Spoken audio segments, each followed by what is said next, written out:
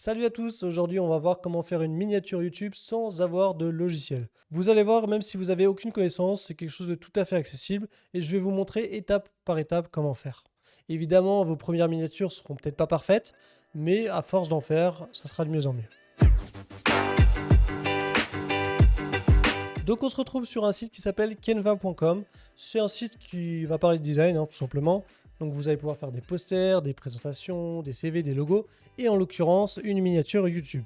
Alors vous allez dans la barre de recherche qui est située en haut, vous tapez miniature YouTube, et vous allez avoir plein de propositions. Donc là vous cliquez sur la première, et ça va vous donner pas mal de modèles. Alors c'est des modèles que vous pouvez utiliser, vous allez pouvoir les importer, modifier les titres évidemment pour les personnaliser par rapport avec votre chaîne. Ça peut être très intéressant si vous êtes ultra débutant, c'est vraiment une très bonne technique pour faire vos miniatures. Sinon, vous pouvez créer directement une miniature YouTube à partir de quelque chose de vierge. Donc c'est ce qu'on va faire ici dans cette vidéo, parce que les modèles, vous allez voir, ça va pas être très compliqué. Vous avez juste à faire ça, vous changez, vous mettez votre titre, et vous aurez directement votre miniature. Mais aujourd'hui, on va plutôt partir sur quelque chose à partir de zéro. Ça sera beaucoup plus intéressant. On va voir comment construire la miniature vraiment de zéro.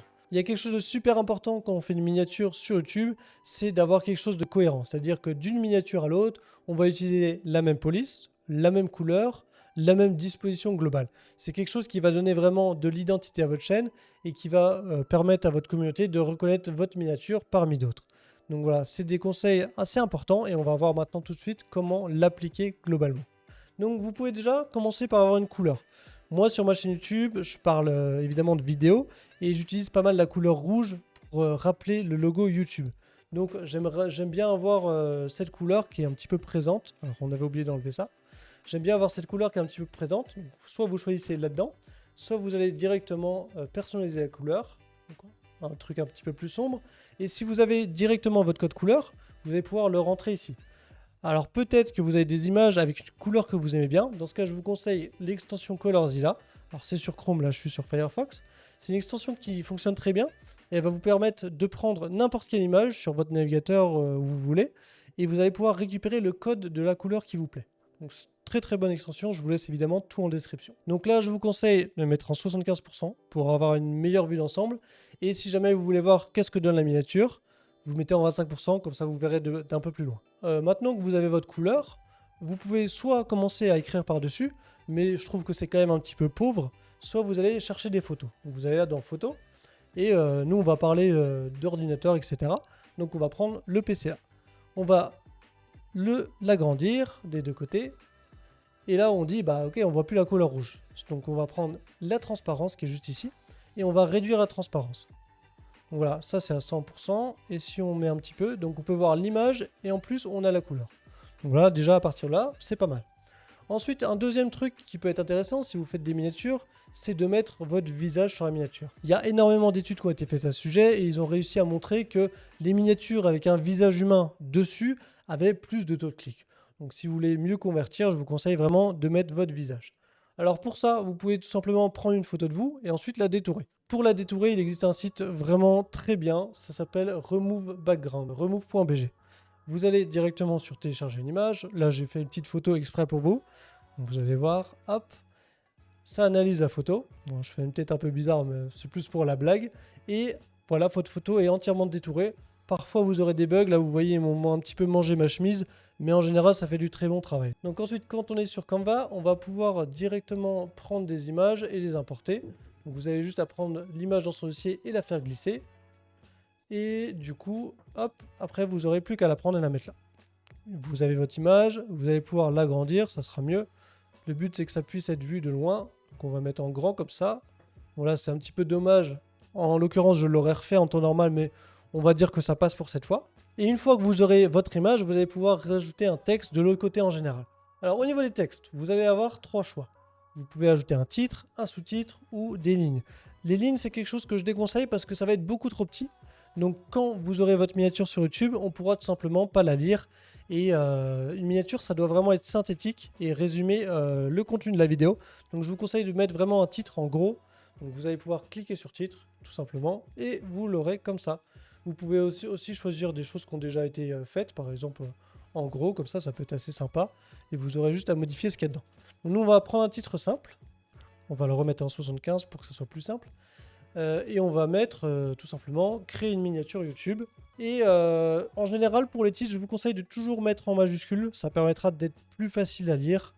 Donc on va choisir des polices en majuscule. Donc on va écrire capital, lettre capitale, ou alors tout en majuscule. Donc là, vous aurez toutes les polices en capital. Évidemment, la petite couronne, c'est payant, mais il y en a énormément de gratuites. Donc vous allez pouvoir peut-être la archive, là, qui peut être assez intéressante. Bon, elle a un style assez particulier qu'il faut aimer, mais pourquoi pas. Donc déjà, on a un gros titre, et là, vous voyez une petite ligne violette qui apparaît, c'est pour centrer tout simplement votre titre. Donc ça, c'est assez intéressant, ça vous permet d'avoir des miniatures avec la géométrie assez équilibrée. Ça peut paraître un détail, mais quand vous avez le texte ici, l'image là, c'est pas stylé, quoi. Donc, il vaut mieux que ça soit un petit peu plus aligné. On cherche toujours les angles optimisés. Donc une fois que vous avez ça, c'est déjà pas mal, honnêtement. Ça fait une miniature qui n'est pas exceptionnelle, mais c'est déjà un premier travail intéressant. Une fois que vous avez votre titre, il va falloir un petit peu l'étoffer, le rendre un petit peu plus beau. Ce que vous pouvez faire, c'est faire une petite forme par-dessus pour faire un petit peu plus l'aspect vignette. Donc vous allez aller dans éléments, vous allez taper rectangle ou alors la forme que vous souhaitez, et vous allez l'intégrer comme ça. Vous allez évidemment la recadrer. Là, on va en créer plusieurs, donc vous faites copier-coller, hein, tout simplement avec vos clics droits. On va en créer 3. Et vous allez les aligner comme ça. Donc là, on va l'agrandir un petit peu. Celle-là, vous allez la prendre, vous allez la mettre là. Celle-là, vous allez la prendre, vous allez la mettre là. Hop, vous faites évidemment passer la forme à l'arrière pour laisser apparaître le texte à l'arrière-plan et à l'arrière-plan. Donc voilà, une fois que vous avez étoffé un petit peu votre titre, ça peut être sympa par exemple d'inverser les couleurs du carré du milieu. Ça peut faire un petit contraste, un effet assez sympathique. Mais donc voilà, vous avez déjà de quoi faire une miniature et vous allez pouvoir rajouter des formes. Donc là par exemple on parle de YouTube, on va rajouter un petit logo YouTube, on va le prendre là, on va le mettre là. Et bon là il n'est pas ultra optimisé mais voilà, là c'est bien aligné au milieu. On va pouvoir sélectionner comme ça, pouvoir tout remonter d'un coup pour faire un petit peu plus aligné. Hop. Et du coup déjà on a un truc un petit peu plus propre. Alors évidemment la miniature que je vous ai fait là, elle est faite un petit peu à l'arrache, elle n'est pas très belle, les couleurs vont pas ensemble, il n'y a rien qui va. Mais comme vous voyez, c'est super simple de mettre un titre, c'est super simple d'insérer une image. Vous allez vraiment pouvoir composer à partir de là. Il faut savoir que personnellement, j'ai pas vraiment de très bonnes connaissances en design et pourtant, je suis capable de faire des miniatures à peu près correctes. Alors attention, je dis pas qu'elles sont parfaites, mais elles sont correctes. Bon là, il y a beaucoup de choses à améliorer. On peut mettre des meilleures couleurs, on peut mettre un titre un petit peu plus stylisé, travailler la police, on peut travailler l'image qu'on va mettre, travailler les petites formes qu'on va mettre. Il y a énormément de travail à faire. Vous pouvez faire une miniature à l'arrache en 5 minutes, comme vous pouvez passer plus d'une heure sur une miniature. Évidemment, plus vous passerez de temps, plus elle sera stylée, mais comme vous voyez, c'est assez accessible.